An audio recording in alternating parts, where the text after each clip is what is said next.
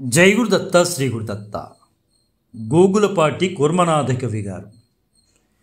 గోగులపాటి కూర్మనాథ కవి గారు దాదాపు 1750 కాలం నాటి కవి అని మన శతక చరిత్రకారులు అభిప్రాయం అయితే మాత్రం ఖచ్చితంగా ఉందండి. ఈయన అనేక రకాలైనటువంటి గ్రంథాలు రాశారు.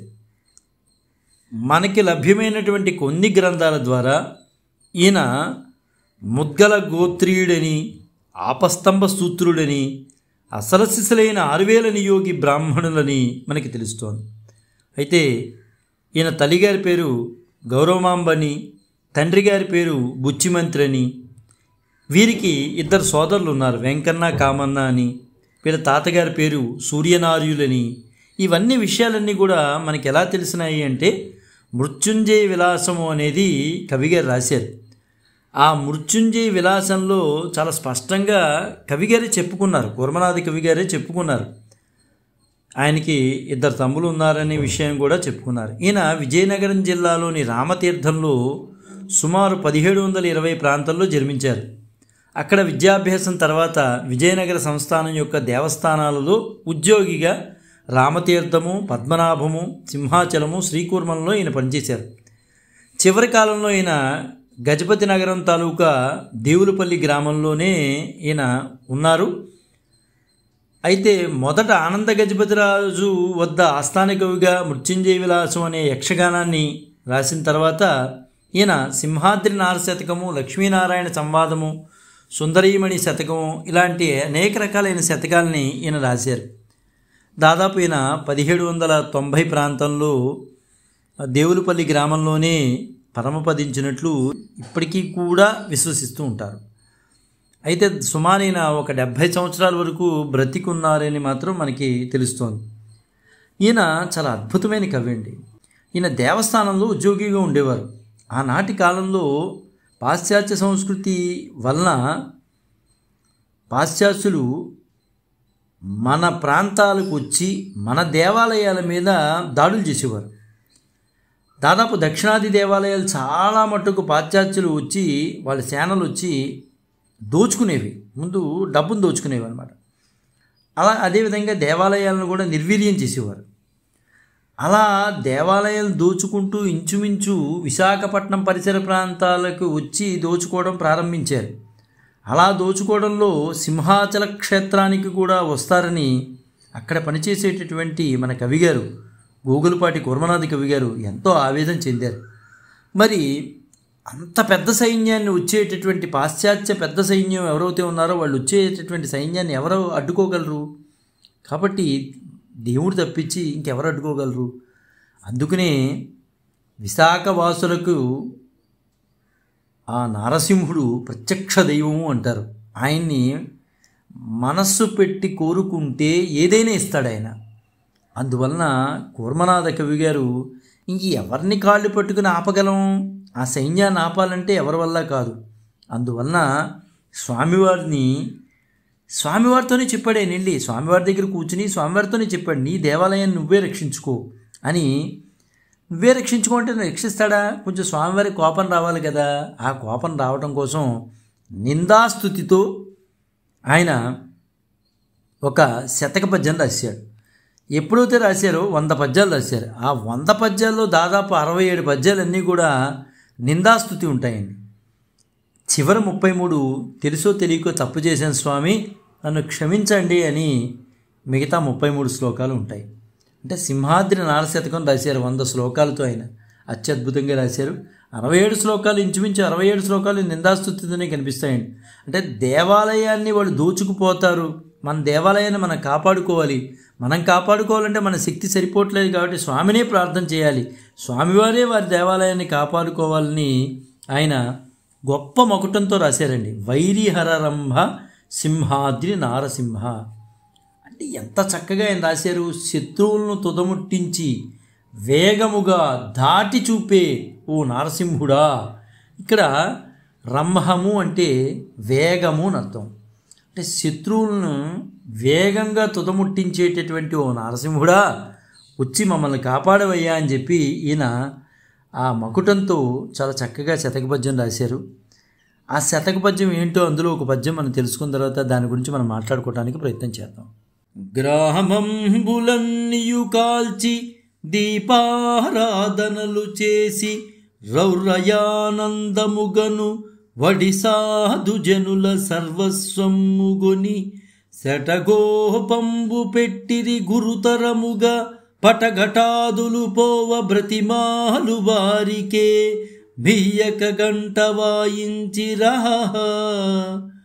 పెద్దల కడ దుడ్డు పెట్టి ప్రసాదంబు వడ్డించి తగ పరవశులు చేసిరి.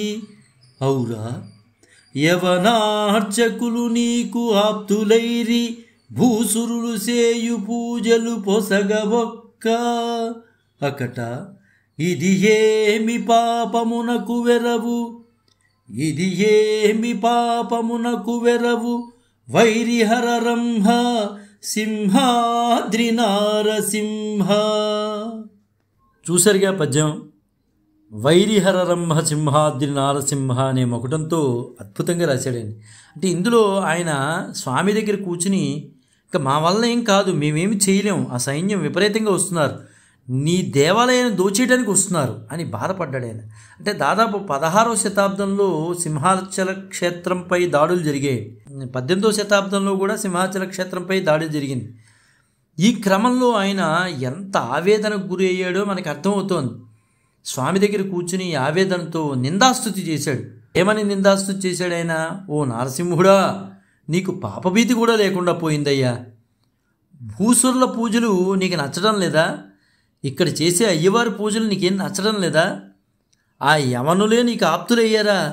ఆ ఉన్లే వాళ్ళు గ్రామాలకి తగలపెట్టి నీకు దీపారాధనలు చేస్తున్నారుగా. నువ్వు చాలా ఆనందపడిపోతున్నావు. సాధుజనులు సొమ్మంతా దోచేస్తున్నారు, వాళ్ళ నెత్తిని శతగోపం పెడుతున్నారు. నీకు శతగోపం పెట్టడమే ఇష్టం కదా నీకు. పాపం వస్తువులు వస్త్రాలు కూడా పోగొట్టుకుంటున్న నిర్భాగ్యం చేస్తున్నారు. ఎంత బతిమిలాడినా వాళ్ళకేమీ ఇవ్వకుండా వాళ్ళను గుంటలో పెట్టి గంట వాయించేస్తున్నారు. పెద్దల్ని వృద్ధుల్ని కూడా చూడకుండా దుడ్డు కర్రలతో ప్రసాదం ఇచ్చి పంపుతున్నారు. ఓన్లే నీకు ఇవన్నీ ఎక్కడ గుర్తుంటాయి? నీకు ప్రసాదాలు, శతగోపాలు, గంటలు తప్పించి నీకేమి గుర్తుండవు స్వామి. మాలాంటి వాళ్ళని ఎలా పట్టించుకుంటామని ఆవేదనతో నిందాస్తుతి చేశాడు ఆయన. ఇలా దీపారాధనలు, శతగోపాలు, ప్రసాదాలు, ఘంటానాదాలు ఇలాంటివన్నీ ఉపచారాలు చేస్తుంటే వాళ్ళు నచ్చక మేమెక్కడ నచ్చుతాం నీకు అని ఎత్తి పొడిచేసరికి అక్కడ ఉన్నటువంటి స్వామివారు, ఏమండి నేను అదే చెప్తాను, విశాఖపట్నం వాసులకి అదృష్టం ఏంటయ్యా అంటే ఆ సింహాచల నరసింహ క్షేత్రం. అక్కడ మనసారా స్వామిని కోరుకుంటే ఖచ్చితంగా ఇస్తారండి. నేను కోరుకున్నా అవ్వట్లేదండి అంటే నీ మనసు దాని మీద లేదు, సరిగా స్వామిని నువ్వు కోరుకోలేకపోతున్నావు అని అర్థం. ఖచ్చితంగా కోరుకుంటే ఆయన ఏదైనా ఇస్తారండి. అలాంటి గొప్ప వ్యక్తి సింహాచల క్షేత్రం విశాఖపట్నం పరిసర ప్రాంతాల్లో మనకు ఉండటం చాలా అదృష్టం. స్వామివారిని ఎత్తి పొడిచేసరికి రోషం వచ్చింది ఆయన్ని. వెంటనే భగవంతుడు తలుచుకుంటే కాందే ఉందండి. యవనులు దండయాత్రకు వచ్చేస్తున్నారు సైన్యంతో, భారీ సైన్యంతో వచ్చేస్తుంటే అప్పుడు స్వామివారే డైరెక్ట్గా వచ్చి ప్రత్యక్షంగా వచ్చి యుద్ధం ఏం చేయలేదండి. కందిరీగలు దండును పంపించారు. ఆ కందిరీగల దండ్లు వెళ్ళి ఆ యవన సైనికులందరినీ కూడా వెనక్కి తరివి కొట్టేయండి. ఇక వాళ్ళు ప్రాణభీతితో పరిగెత్తుకుంటూ పోయారు అక్కడి నుంచి.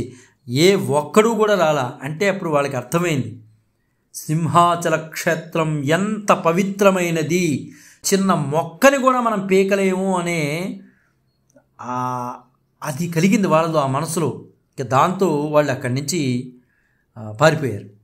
అంటే ఆయన యొక్క మన గూగులపాటి కూర్మనాథ కవి గారి బాధతో స్వామిని ఎత్తిపొడిచేసరికి స్వామివారి కోపం వచ్చి నా దేవాలయాన్ని ఇలా చేస్తారా అని చెప్పి ఆయన కందిరీగల దండును పంపించడం, ఆ కందిరీగల దండు యవనుల మీద పడి వాళ్ళని తరిమి కొట్టడం జరిగింది. ఆ తర్వాత వెంటనే ఆయన 69వ పద్యంలో ఆయన స్వామివారికి కృతజ్ఞతలు చెప్పుకున్నారు. కంటిమిప్పుడు యవనుల గర్వమణిచి ప్రజల రక్షించు నీదు ప్రభావమెన్నా అంటూ ఎంత చక్కగా చెప్పుకున్నారు. ఇంకో మాట కూడా అన్నారు. నేర్చి అయినను మిక్కిలి నేరకైన నిష్ఠురోక్తులు పలికి తిని నిన్ను నాదు తప్పు సైరించి దాసును దయదలుపు వైరివర రంభ సింహాద్రి నారసింహ అని ఎంత చక్కగా చెప్పాడండి. పొరపాటు అయిపోయింది స్వామి, చెంపలేసుకుని క్షమాపణ చెప్పుకున్నాడు. స్వామి నిన్ను అలా అంటే కానీ మా వల్ల కాదు, మేమేమీ చేయలేం, మేము నా తప్పు ఒప్పుకుంటున్నాను, నిన్ను అలా అంటే కానీ నిష్ఠుర భాషలను మాట్లాడితే కానీ నువ్వు రావు బయటికి, అందువల్ల అలా అన్నానంతే, ఏమనుకోకు స్వామి అని ఆయన చెంపలేసుకున్నాడు. స్వామివారు కూడా కవిగారిని ఏం అనలేదు. ఎందువల్లంటే ఆయన అద్భుతమైన పద్యాలు రచించారు కదండి. ఆయన మీద ఆయన మురిసిపోయేవాడు సింహాద్రి నారసింహుడు. ఆయన మీద పద్యాలు రచించేటప్పుడు మురిసిపోతూ ఉండేవాడు ఆయన. అందువలన ఆయన ఆ కందిరీగల దండు ద్వారా వచ్చి ఆ సైన్యాన్ని తుదముట్టించారు. అప్పటి నుంచి ఆయనకి చివరికి దేవులపల్లి గ్రామంలోనే ఈయన పరమపదించినట్లు మనకు తెలుస్తోందండి. ఏదేమైనా మనకే సొంతమైనటువంటి మన తెలుగు పద్యాలను మనం కాపాడుకోవటానికి మన అందరం కూడా కృషి చేయాలి. ఆయన ఎంత గొప్ప మకుటం పెట్టారు. వైరి వరరంభ అంటే శత్రువుల మీద నీ దాటిని చూపించేవాడా అని అర్థం. అలా చక్కటి పదాలు వేస్తూ సింహాద్రి నారసింహ శతకాన్ని మన గోగులపాటి కుర్మనాథ కవి గారు చక్కగా మనకి వివరిస్తూ విశ్లేషణ చేస్తూ వారు ఆ శతక పద్యాలను మన ముందుకు తీసుకురావడం జరిగింది. వాటిని కాపాడుకోవాల్సినటువంటి బాధ్యత మన అందరి మీద ఉన్నదని తెలియజేస్తూ జై గురుదత్త శ్రీ గురుదత్త శ్రీపాద శ్రీవల్లభ చరణదాసుడు మాణికొండ రాజశేఖర శర్మ రాజమహేంద్రవరం. స్వస్తి.